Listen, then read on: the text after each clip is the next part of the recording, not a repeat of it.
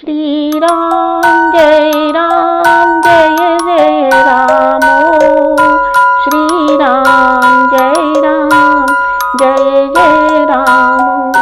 नमस्कार सुधी एवं गुणीजनों, मैं कुसुम शर्मा श्रीमद् वाल्मीकि रामायण की भक्ति, ज्ञान, कर्म और सत्संग की मंदाकिनी में आप सभी का स्वागत करती हूँ, आभार प्रदर्शित करती हूँ और अभिनंदन करती हूँ। पिछले वीडियो में हमने देखा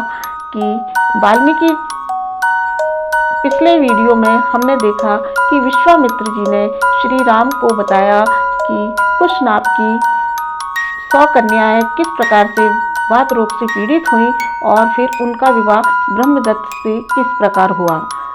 इस वीडियो में हम जानेंगे कि विश्वामित्र जी को गाधी सुत और कौशिकी क्यों कहते हैं और उनकी बहन कौशिकी की प्रशंसा क्यों की गई है, और हम ये भी जानेंगे कि जनकपुर के मार्ग में सोन नदी को पार करने के बाद कौन सी नदी आती है, हिमवान की 2 पुत्रियां कौन कौन सी थी और गंगा त्रिपथगा कैसे कहलाई। तो मित्रों, ये अंतर कथाएं हैं जो श्रीमद् वाल्मीकि रामायण में आई हैं और भी बहुत सुंदर सुंदर अंतर कथाएं इसमें आई हैं। आप आश्चर्यजनक सत्य को महसूस करेंगे और बहुत अधिक आनंद को प्राप्त करेंगे। तो बने रहिए मेरे साथ अंत तक इस वीडियो में।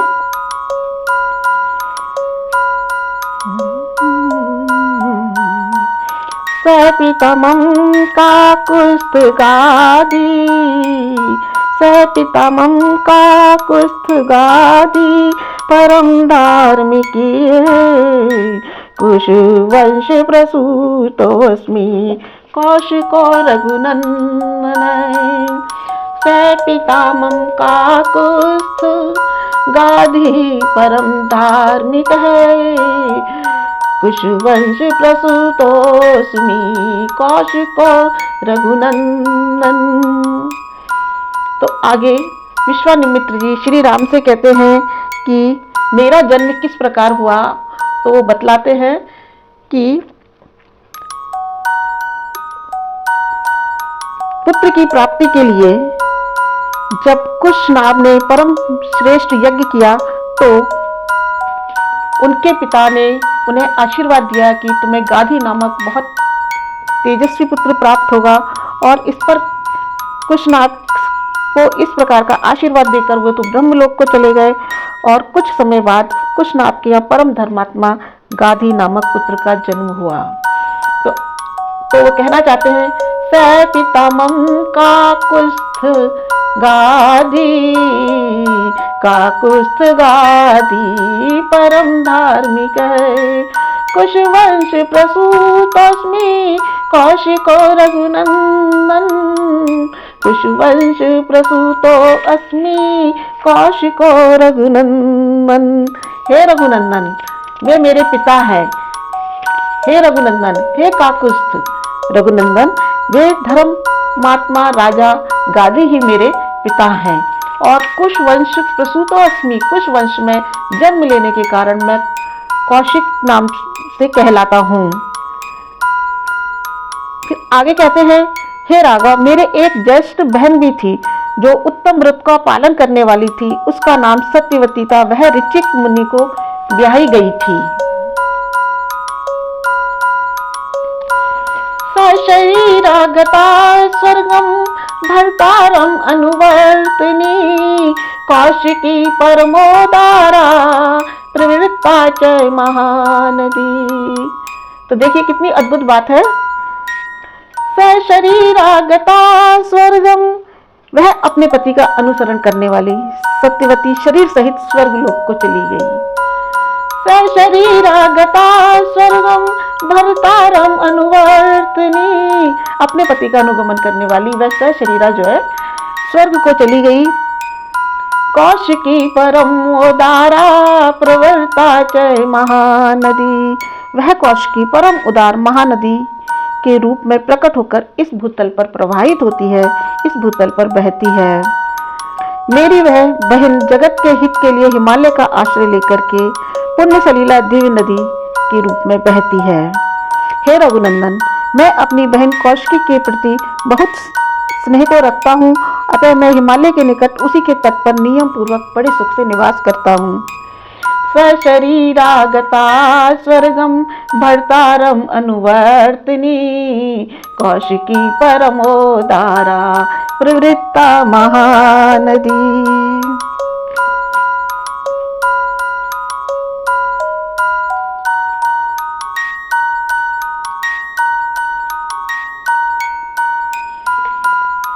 फिर इसके बाद कहते हैं, गतो अर्धरात्र काकुस्थ कथा कथयतुमं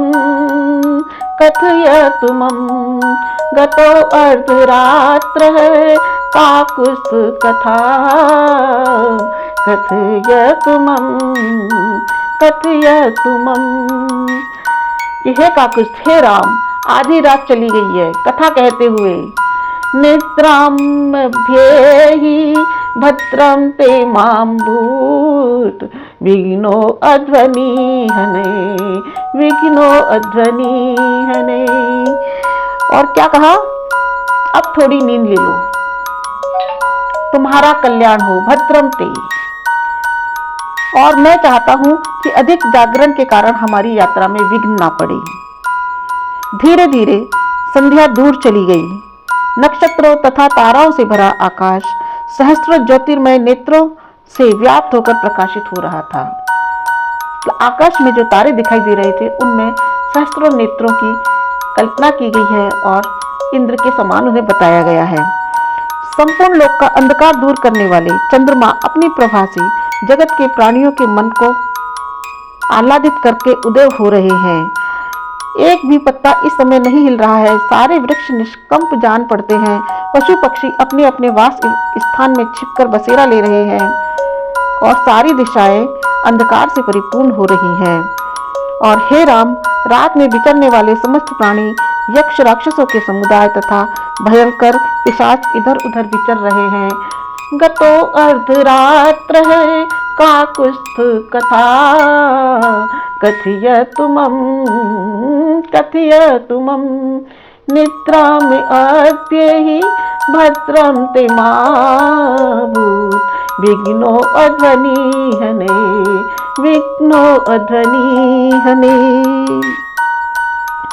इसके उपरांत जब विश्वामित्र जी चुप हो गए तो सभी मुनियों ने उन्हें धन्यवाद दिया, उनकी भूरी भूरी प्रशंसा की। और इसके बाद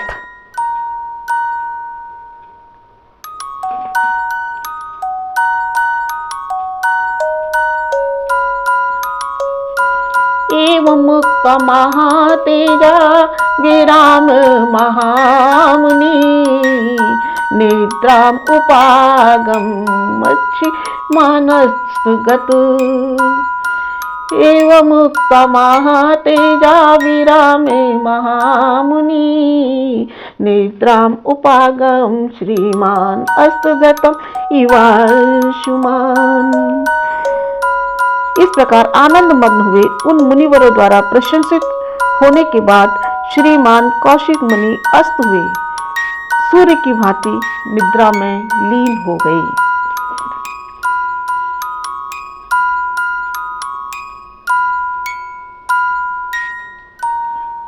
इसके बाद 35वां सर्ग आरंभ होता है।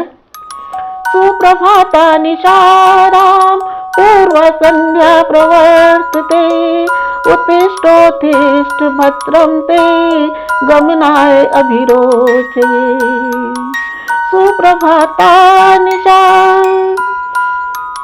तो महर्षि विश्वामित्र ने रात्रि बीत जाने पर जब प्रभात हुआ तो श्री राम से इस प्रकार कहा, हे राम, उठो, रात्रि बीत गई और सवेरा हो गया है, प्रभात हो गया है, तुम्हारा कल्याण हो, उठो, उत्तिष्ठोत्तिष्ठ भद्रम ते, चलने की तैयारी करो। और वो वहां से आगे चलने लगे।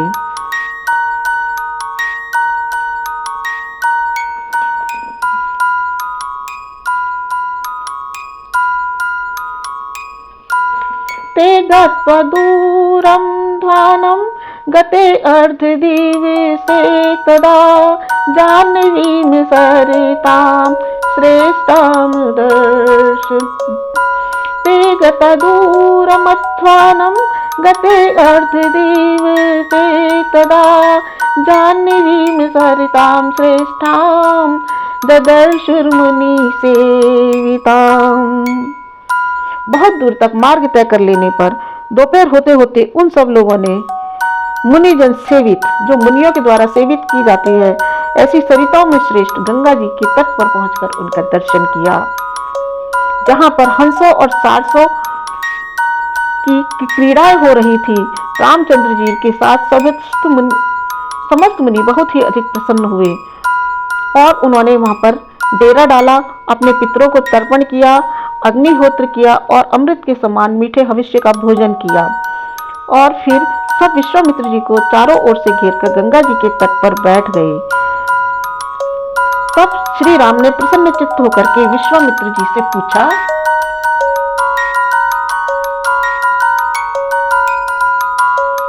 भगवन् श्रोतुमिच्छामि गंगा प्रपथगा नदी, त्रैलोक्ये कथम् आक्रम्ये गता नद नदीपतिम्।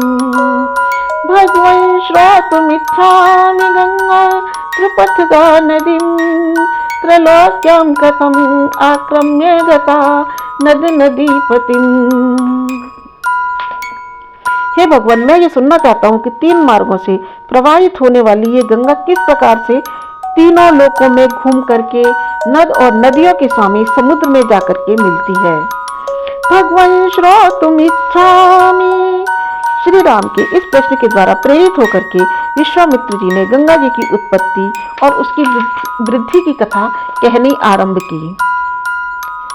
श्री राम हिमवान एक पर्वत है, उनकी 2 कन्याएं हैं जो बहुत ही सुंदर है, जो जिनकी तुलना भूतल पर कहीं भी नहीं है।